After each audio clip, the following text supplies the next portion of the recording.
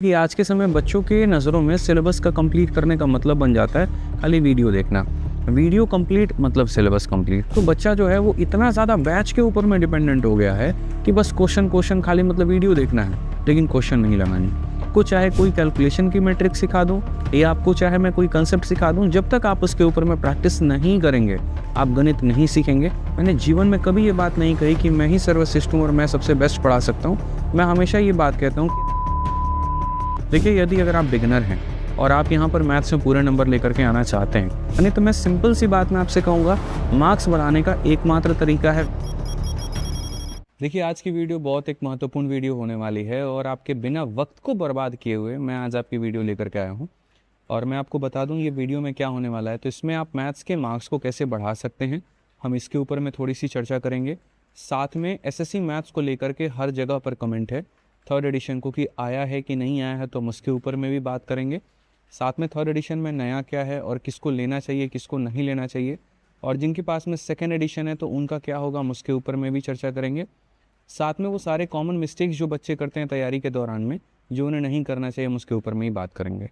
कुल मिलाकर के वीडियो 10 से 12 मिनट की होने वाली है और अगर आप चाहें तो आप इसको 2x स्पीड पे देख सकते हैं ताकि आपकी समय की बचत होता है। तो सबसे पहले बात करते हैं मैथ्स के मार्क्स को बढ़ाने को लेकर के। देखिए, यदि अगर आप बिगिनर हैं और आप यहाँ पर मैथ्स में पूरे नंबर लेकर के आना चाहते हैं तो उसके लिए सबसे पहले आपको अपना सिलेबस देखना पड़ेगा। और सिलेबस देखने के बाद में आपको बढ़िया तरीके से एक अच्छे टीचर के साथ जुड़ करके अपने सारे कंसेप्ट्स को ख़त्म करने होंगे। मैंने जीवन में कभी ये बात नहीं कही कि मैं ही सर्वश्रेष्ठ हूँ और मैं सबसे बेस्ट पढ़ा सकता हूँ। मैं हमेशा ये बात कहता हूँ कि आपको जिस शिक्षक का बेहतर समझ में आता है, जिसका कंटेंट आपको अपडेटेड और रेलिवेंट लगता है, आप उनके साथ में जुड़ करके अपने मेरे भाई कहीं ना कहीं कंसेप्ट को पूरा करने में लग जाइए, ठीक है। लेकिन अब इसमें होता क्या है कि आज के समय बच्चों के नज़रों में सिलेबस का कंप्लीट करने का मतलब बन जाता है खाली वीडियो देखना। वीडियो कंप्लीट मतलब सिलेबस कंप्लीट। आपने कोई बैच ले लिया, उस बैच में आपको दिखा देगा 75% of the video completed, 60% of the video completed, तो आपको सेटिस्फैक्शन आने लगता है, खुशी आने लगती है, हाँ यार मेरा तो ये टॉपिक कंप्लीट हो रहा है। लेकिन मेरा सवाल ये है कि क्या वाकई में यहाँ पर ये सबसे बेस्ट वे है लर्निंग का? बिल्कुल भी नहीं। आप वीडियो के पीछे भाग रहे हैं लेकिन आप उन चीज़ों को अपना नहीं बना रहे हैं। और आप भूलिए मत कि आप गणित पढ़ रहे हैं। ये आपका वोकैबुलरी नहीं है, ये आपका करंट अफेयर नहीं है जिसको रटना है और बस काम खत्म। सर, ये गणित है और गणित इंसान असली सीखता तब है जब वो कलम घिसता है पन्नों के ऊपर में।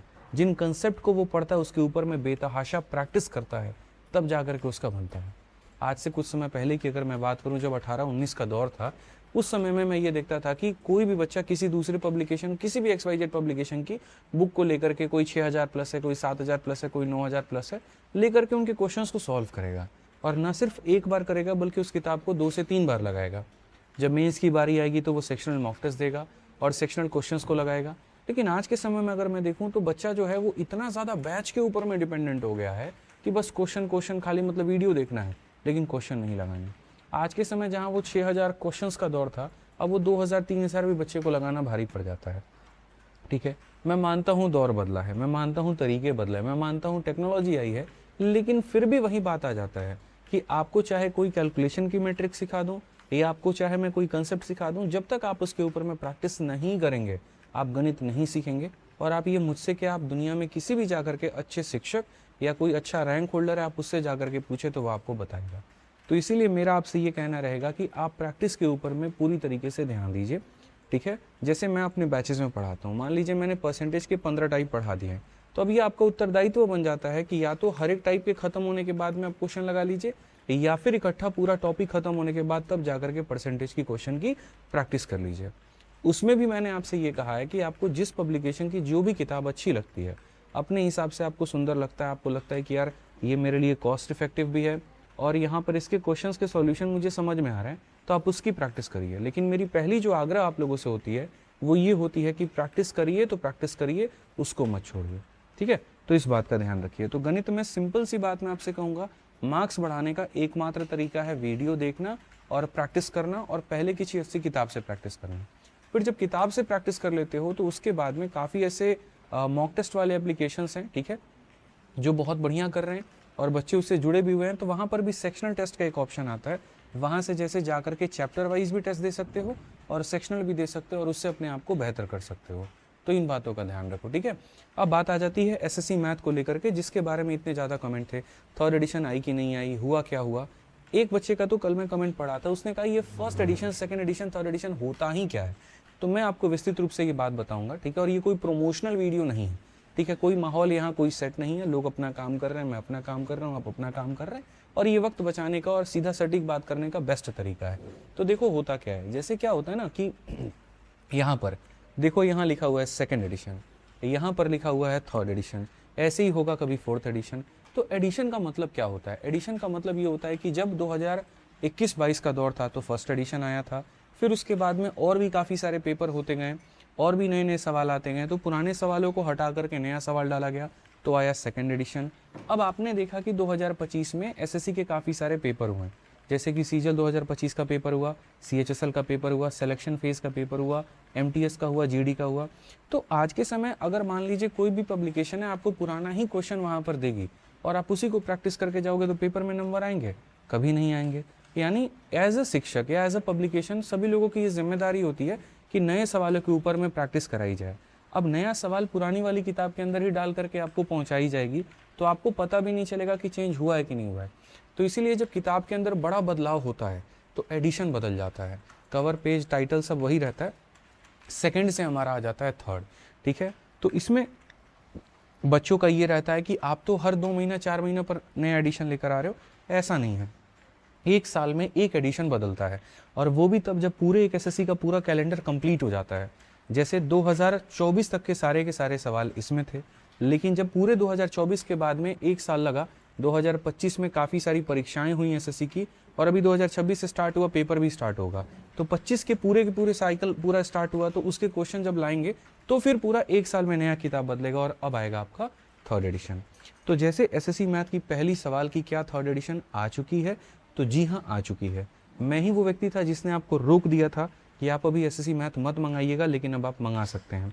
ये इसकी थर्ड एडिशन है, और थर्ड एडिशन के अंदर में पूरे 2025 तक के सारे सवाल इसके अंदर में इंक्लूडेड हैं, ठीक है। सबसे बड़ी बात यहाँ पर होती है कि और भी पब्लिकेशंस की किताबें हैं, तो आपको एसएससी मैथ लेना चाहिए कि नहीं लेना चाहिए। अगर आपके पास ऑलरेडी पहले से एसएससी की कोई पीवाईक्यू की बुक है किसी और पब्लिकेशन की, तो आपको ये लेने की आवश्यकता नहीं है। मैं आपको पहले बता दूं, आपके पैसे कटने नहीं दूंगा मैं। लेकिन यदि आपके पास में नहीं है तो आपको शुरुआत इसी से करना चाहिए। कारण बताता हूँ, ये किताब आपका टाइप वाइज है और इसको बनाने में बहुत मज़ा आता है। औसतन क्या होगा, नॉर्मल किताब के साथ में जब आप क्वेश्चंस लगाने जाओगे तो 1 घंटे में 20 या 30 क्वेश्चन लगाओगे, लेकिन जब आप इसमें जाओगे तो आपका एफिशिएंसी बढ़ जाएगा और 30 से 40 क्वेश्चन आप लगा पाओगे, क्योंकि एक टाइप के सारे सवाल पहले इजी, फिर मॉडरेट, फिर टफ सब एक साथ दिए गए हैं, जो कि आप इधर स्क्रीन पे देख सकते हैं।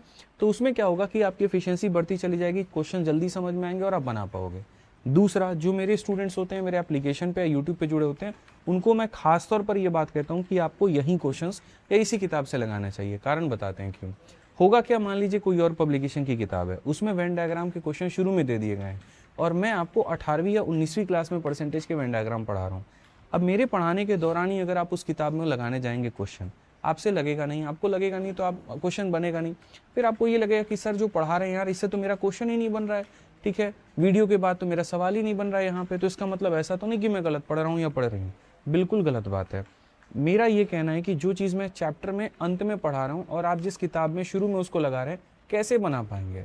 तो इसीलिए मैंने कोर्स और बुक दोनों को इंटीग्रेट कर दिया है कि जैसे जैसे कोर्स में मेरा क्वेश्चन बढ़ता चलेगा, उसी सीरियली के हिसाब से यहाँ पर पीवाईक्यू को मैंने मेहनत करके और थोड़ा सा पेन लेकर के मैंने अरेंज कर दिया है। तो जैसे ए बी रूल वहाँ पढ़ा तो ए बी रूल यहाँ दिया गया होगा, तो वहाँ पढ़ो ए बी रूल का वीडियो जैसे आपको दिखेगा और फिर ए बी रूल के क्वेश्चन लगा लो। इससे क्या होता है कि बच्चा कम समय के अंदर में लर्निंग ज़्यादा करता है, सीखता ज़्यादा है, ठीक है। तो थर्ड एडिशन की इंग्लिश और हिंदी दोनों आ गई है, डिस्क्रिप्शन में इसका मैंने लिंक दे दिया है, और जितने रुपए में सेकंड एडिशन की किताब थी उतने ही रुपए में थर्ड एडिशन भी आ जाएगी। हालांकि ये थोड़ी उससे ज़्यादा मोटी है और इसमें नंबर ऑफ क्वेश्चन ज़्यादा हैं, लेकिन मैंने कॉस्ट नहीं बढ़ाया है, जितना कॉस्ट पहले था उतना ही कॉस्ट मैंने अभी भी रखा है। अब बात आ जाता है कि जिनके पास में सेकंड एडिशन की किताब है उनका तो नुकसान हो गया भाई, उनका क्या करें। कोई नुकसान नहीं हुआ है तुम्हारा। सेकंड एडिशन में 2024 तक के सारे क्वेश्चन थे, तुम्हारे पास सिर्फ 2025 के नहीं है ना, तो 2025 के नहीं है तो मैं पूरा क्वेश्चन टाइप करवा रहा हूँ अभी। 2025 का सारा क्वेश्चन मेरे पास में ऑलरेडी टाइप हो गया है और कुछ नए भी और टाइप करवा रहा हूँ, और उसका एक सेपरेट पीडीएफ तुम लोगों को दे दूंगा। तो सेकेंड एडिशन की किताब से पूरे 2024 तक के क्वेश्चन कर लेना, और जो नया 2025 वाला आया उसकी फ्री में PDF तुम लोगों को दे दूंगा मैं, ठीक है। तो 2025 के सारे एग्जाम्स के क्वेश्चन और सॉल्यूशन तुमको मिल जाएंगे, और मिल जाएंगे तो बढ़िया से फ्री में आप उसकी तैयारी कर लेना। तो मतलब मेरी हमेशा ये कोशिश रहती है कि जिस तरीके से मैं तुम्हारा फ़ायदा पहुंचा सकता हूँ मैं वैसे पहुंचा दूँ, ठीक है। किसी भी बच्चे का कहीं पर कोई अहित ना हो, जिसके पास किताब है वो ना ले, सेकेंड एडिशन है उसको भी लेने की ज़रूरत नहीं है।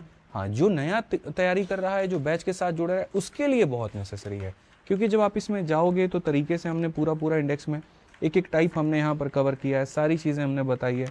फिर उसके बाद में जब आप जाओगे यहाँ पर तो इनके क्वेश्चंस भी उस तरीके से रखे हुए हैं। तो धीरे धीरे आज मैं देख रहा हूँ कि SSC मैथ लोकप्रियता इसकी बढ़ती चली जा रही है, और लोगों के बीच में सबसे ज़्यादा ये बढ़िया और मतलब प्रतिष्ठित पुस्तक मानी जा रही है। शुरू में हम लोगों ने भी जब निकाला था ना तो थोड़े एरर आ गए हमारी वजह से, ठीक है, मतलब थोड़ा टाइपिंग में एरर हो गया और बाकी चीज़ों में भी थोड़ा था, लेकिन हमने टाइम टू टाइम जो पीछे हम लोग एक फीडबैक देते हैं पेज, तो जब बच्चे यहाँ पर ये स्कैन करके फीडबैक करते हैं उससे हमें काफ़ी कुछ पता चला। तो हमने विद इन टाइम जो है इस किताब के अंदर में काफ़ी इंप्रूवमेंट किए हैं।